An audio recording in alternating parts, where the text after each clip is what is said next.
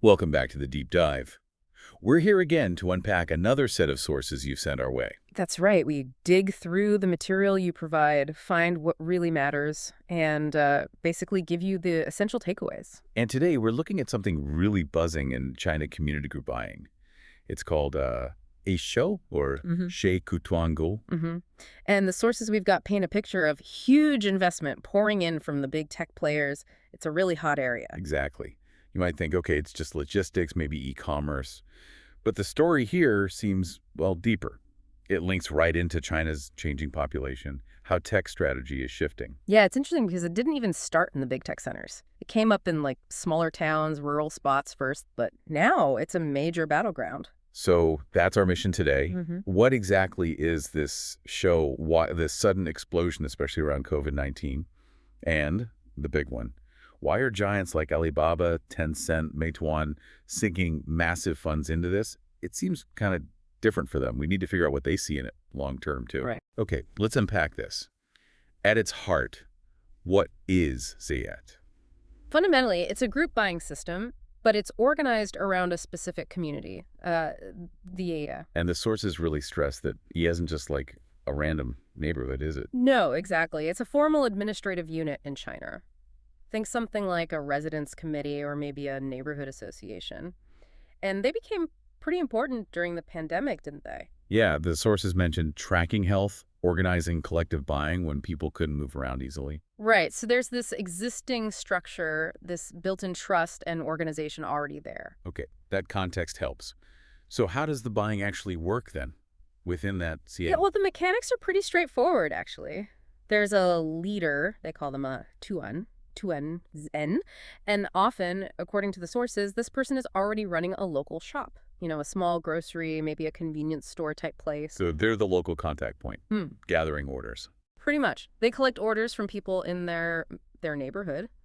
Then they place this big consolidated order with the platform.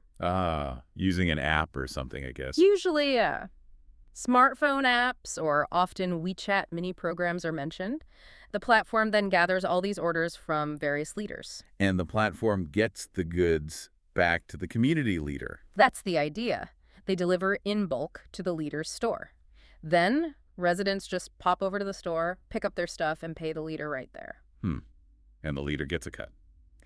Yeah, they earn a commission from the platform based on the sales they facilitate. It's clever, digital ordering, but with the really crucial local physical touch point. You mentioned it started out in rural places, smaller cities. That's right. That's where it first caught on, mainly because shopping options could be pretty limited there. It basically brought more variety, more convenience closer to people's homes. And the sources draw a line to Japanese co-ops.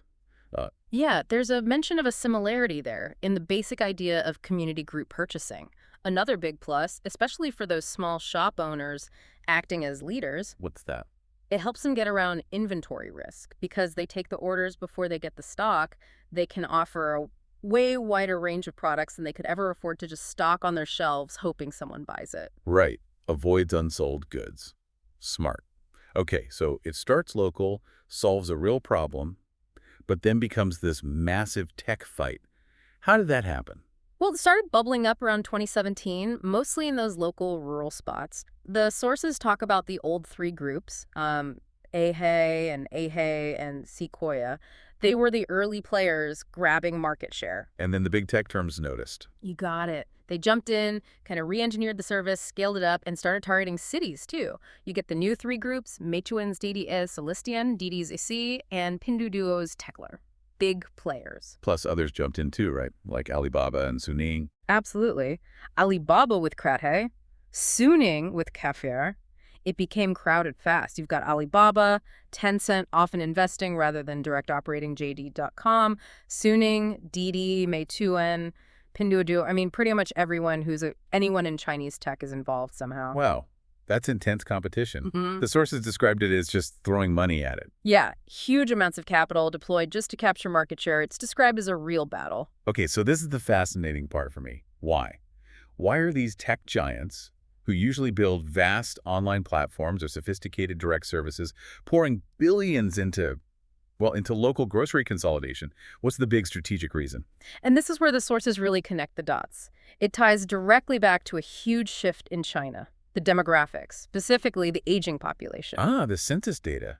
That came out recently, didn't it? Yes, the 7th National Population Census results published in May. They're key to understanding this move. So what did the census show that's shaking things up for tech?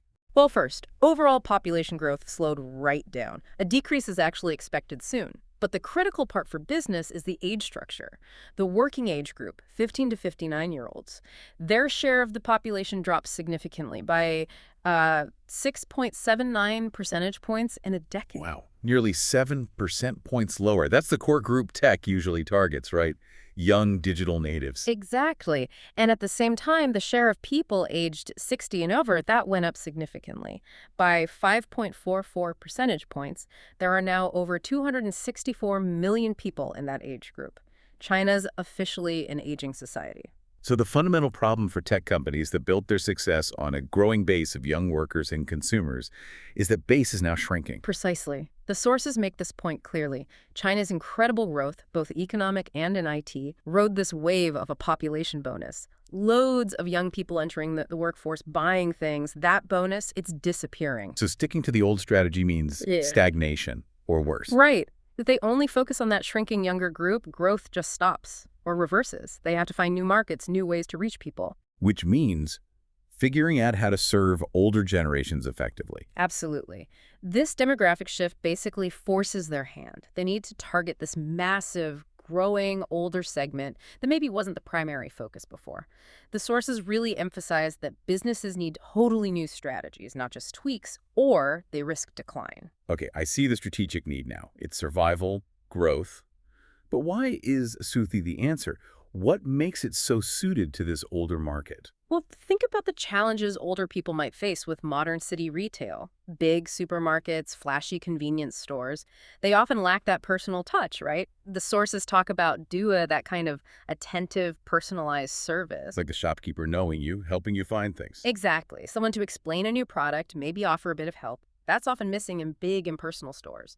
Plus, maybe they're less comfortable navigating purely online shopping or dealing with lots of different delivery drivers coming to the door. Right, so Vusu brings back that human element, that local connection. Perfectly put. The Sung, the leader, is someone they probably already know and trust from the neighborhood.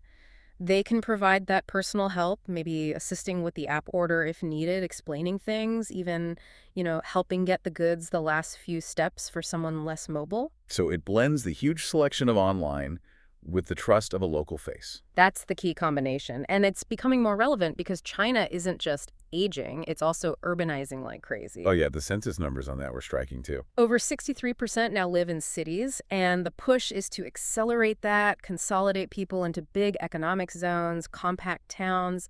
There are huge infrastructure projects like that 123 high-speed rail network planned out to 2035. So the idea of older people just being in the countryside is, well, outdated. They're in cities or these consolidated towns facing city retail challenges. Exactly. So Simone provides this really accessible, familiar channel right where they live. Do the sources say anything about younger people using it too? Yeah, they did mention it. Though the main strategic driver is definitely the aging market, the convenience factor, just picking stuff up locally when you want instead of waiting for a delivery slot that appeals to younger, busy city dwellers too.